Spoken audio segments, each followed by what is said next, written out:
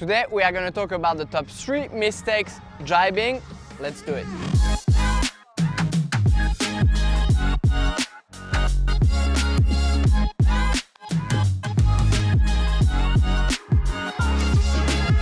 Thanks so much for joining us. Today we are going to talk about the top 3 mistakes I see people doing when learning how to jibe or progressing jibing. Those mistakes can stay for a bit.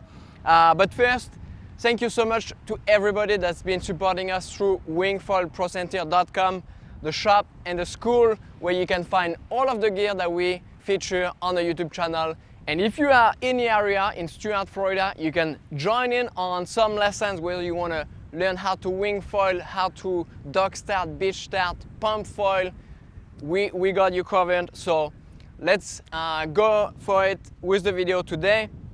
The top 3 mistakes on jibing wing foiling. The first jibe you need to practice is going from hillside, where you are like riding on your good stance, to toe side. So hillside to toe side, and I would say mistake number 1 is when you transition from hillside to toe side to engage your turn. At some point you are going to rock back to your heel, and that's going to kill your jibe. So the key is really to have a consistent turn all the way through. That means you are starting with hillside edge. Once you are going for your turn, you transition to toe side, and you are going to stay toe side all the way until you complete your jibe. One of the challenge is that means riding toe side, and before you can jibe, you don't have much experience riding toe side. So it's kind of like a catch-22 where you can't jibe because you don't know how to ride toe side, but you don't know how to ride the toe side because you can't jibe. So those are 2 challenges that are linked together, but it's going to be key that you really try to focus on once you transition to your toe side pressure, you're going to stay there all the way. So have a friend, take a video of you, try to see, do you have a consistent curve all the way through, or do you go from rocking to your toes, back to your heel, back to your toes, and have a bit of a back and forth movement before you complete your jibe. I would say that's the number 1 mistake I see everybody doing, and you just gotta put in the time, but focus on keeping that toe side pressure all the way through. Mistake number 2, I would say, will be letting go of your backhand too soon. In your jibe, you don't want to let go of your backhand too soon for 2 reasons. 1, you want to have as much power as you can through the beginning phases of your jibe. So you are going to want to pull in on your backhand as long as you can, basically all the way until you have about no pressure in your wing, no tension in your wing. That's when it's time to switch hand. The other reason is when you let go of your backhand too soon. So I'm still going in a straight line, I'm about to go for my jibe, but I'm going to let go of my backhand and then I'm going to jibe. That's the mistake you don't want to do. What it's going to do to you is you're going to let go of your backhand, and now you are literally balancing on your board. You have nothing to hold on to.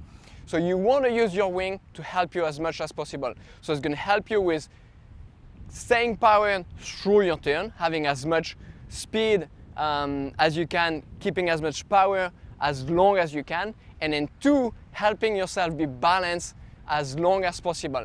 That transition where you go from letting go of that backhand to switching hand, grabbing on the backhand again, should be as quick as possible. You don't want to rush it, but you just don't want to stay for very long without having power in your wing.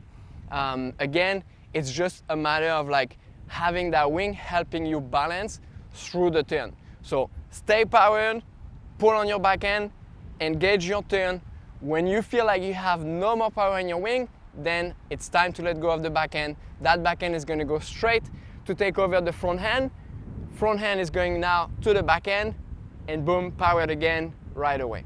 Mistake number 3 is going to be when you switch hand. The timing is pretty critical, because when I'm riding along powered, as I'm pointing downwind, as you can see, the back handle is pretty far. If at that moment, that's when I try to go for the back handle, that's when it's gonna get me off balance, and I might screw up my curve. I might not have a consistent curve because I got distracted trying to catch the back handle. Instead, I don't want to rush for that back handle. I want to keep turning, and now the back handle is right here. So it's very important, and when you let go of your backhand, don't try to go catch it when you are straight downwind. Keep your turn, and it's gonna bring your backhand right here. Again, if you go when the handle is very far, all it's gonna do is gonna get you off balance, and it's gonna change your turn. You're gonna lose your speed, you're gonna get distracted, you're not gonna ride away. So just a quick recap, the key is to have a consistent turn. You don't wanna start too tight, you don't wanna start too wide, it's gonna depend on the wind and the speed that you have. If you have tons of speed, you can take it wider. If you have ton of wind, you can take it wider because you are gonna be able to go all the way on foil. When it's a bit lighter, you have to be a bit tighter. But if you can have a consistent turn all the way through and not stop your turn halfway when you are still pointed downwind, you really want to keep turning all the way until you can grab that back handle and have some power in that back handle. If when you grab that back handle you feel like there is no power, most likely it's because you are still pointing downwind, so you need to keep your toe side pressure to come all the way around until, boom, you feel some power. Riding toe side, we have a video to help you. We have a couple videos on how to ride toe side. It is a bit of a challenge at the beginning, but the more time you spend, the more it's gonna feel more natural. At the beginning, it's gonna be a bit of a twist, but really focus on where is my nose pointed when I'm riding toe side. Am I going downwind? Do I have no power in my wing? Or am I able to really edge more on my toe side, point back upwind, have power in my wing? That's gonna help me be more stable as well.